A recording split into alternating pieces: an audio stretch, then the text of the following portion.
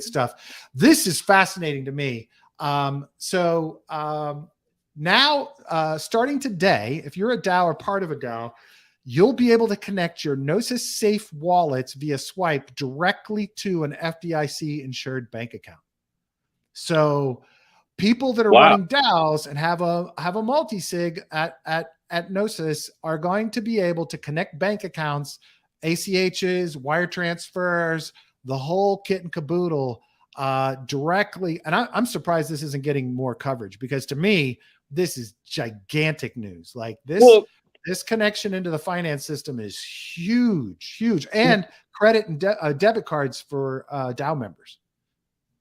This is that's huge, because we know how hard it is just to set up an LLC with a bank account that's doing crypto business. I'm going to set up a DAO just for myself. Well, I mean, now they're doing it with DAOs. I mean, that's a huge leap forward. Huge, I mean, huge. So wait, scroll back up for a second. So all right, this one right here. So make a wire things to a virtual bank account attached to your multi-sig. To a virtual FDIC insured bank account. That's incredible.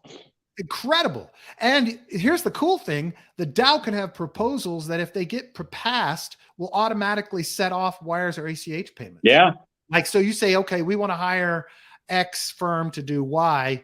You can propose it. If the DAO approves it, bam, wire transfer goes. I mean, this are you guys doing that fluid stuff like we talked about a bunch? The streaming payments? No, but that would be an awesome integration into this. Right? Yeah. But this is huge. I'm going to go I actually have the Swype test flight version, I believe, on my phone. I'm going to go back and take another look at this, because this opens up all kinds of possibilities. I will tell you, I almost think like my other company, Black Knox, which we've had a shit of a time dealing with banks in the United States, right? Yeah. Well, screw it. Let's convert this to a DAO. And now suddenly we can have a friggin' bank account for our business, right?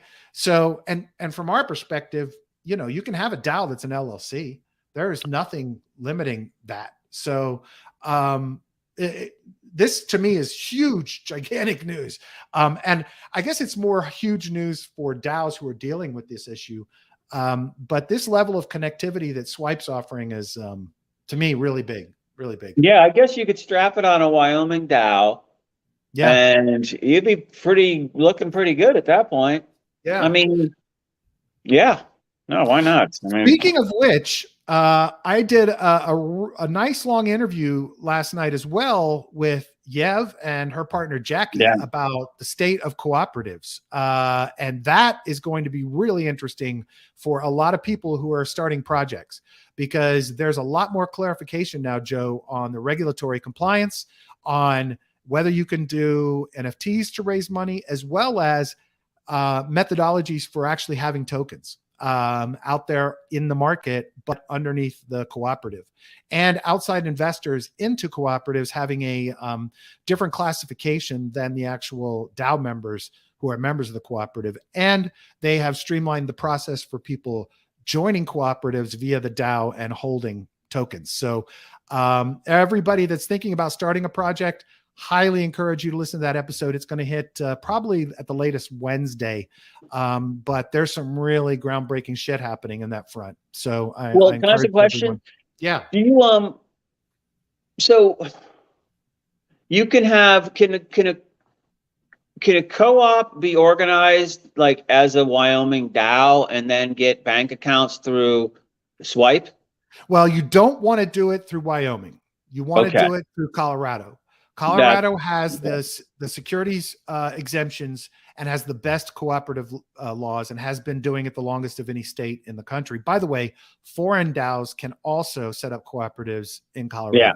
So that's what I'm getting to a thing where there's this thing in Wyoming. I don't remember the exact order, but I think it's called the Cowboy Cocktail. And there's a way that you layer LLCs inside of trusts, or have LLCs owned by trust. Now, this is not for Americans, but you can obviously use it in other countries. This is for foreigners coming here, but it basically gives you like a big layer in there of anonymity that I could see if you were stacking DAOs on top of in some structure that way, where you get double protection of anonymity. That could be interesting. And then get a Swype account. Yeah. And well, I will tell that's you this. crazy. It's awesome. For the cooperatives in Colorado, there has to be one registering human for the cooperative. Can it be a nominee director? Could it be like Yev, let's say? I would assume that you could have your attorneys do it, but we didn't clarify that. You know what? I'm going to ask her that via Telegram, and I'll add that to the podcast as a clarification, because that's a great question. But everyone else can be anonymous at that point. So it is a really powerful option. And after talking through a lot of it with them, I really think there's a tremendous opportunity, and I'd like to see more DAOs going that path, because at this point, unless you're like flagrantly going out and shilling a token and actually setting up the DEX listings yourself as a DAO, there's a lot of protections in this. Now, Yev and Jackie will tell you, you still have to be smart. You have to be careful. You have to follow all the regulatory compliance that you have to have for a cooperative, and all of the ways that a cooperative has to be run. But the other cool thing about it is here's, we always talk about how hundreds of years of corporate experience, boards of directors, and how they're structured and everything should be something that we all look to. There's hundreds of years of experience of cooperatives, of people sharing in profits together, of sharing in revenue from a functioning organization. And that's ultimately what DAOs are about, and becoming more of, is now revenue streams out of the DAO for people that hold tokens or NFTs within that DAO. And that's exactly what cooperatives are set up to do. It's exactly what it is. I tell the story of my relatives are all farmers in Oklahoma on my dad's side. And they're in a cooperative from friggin' birth. They share resources. They have better buying power. They actually make and share profits together. They combine all of their harvests together. And it works, and it works beautifully, and has been tried and true. So after that episode comes out, I'll have their contact info, but anybody starting a project, I highly encourage you to take a look at that as one of your potential options. So, yeah. And think I'll close on this, but humans and societies and nature, whatever, tends to self-organize. I kind of hit on that a lot. And it's like you self-organize in one of two ways. Either you go into hierarchical ways where you're, exploiting the labor of those below you. I mean, exploiting is a harsh word, but let's just say deriving value from an arbitrage and a differential of their labor to what you can market the resulting product of their labor for. Or you come together in teams like co-ops, like Brad's talking about. And think about those in the out in the country, the rural economy, agribusiness. They all organized in co-ops because they were getting gashed one-on-one with the buyers, the bankers that were going to haul all the shit back east to sell it to the cities. So they formed a defensive cooperative, and there is strength in numbers. So always think about that when you're setting up businesses, that a lot of times when everybody has an equal footing, you get more productive workforces and more incentivized group behavior, versus when one person's getting most and everybody else might be getting a lot, but they're not getting as much. And I think in these DAOs in particular, like you said, or services organizations, or, anything in that area that wants to kind of try to take those middleman spreads and give them back to the people per se, or to the shareholders, or whatever you want to call it. These are very, very viable structures, and definitely worth looking at.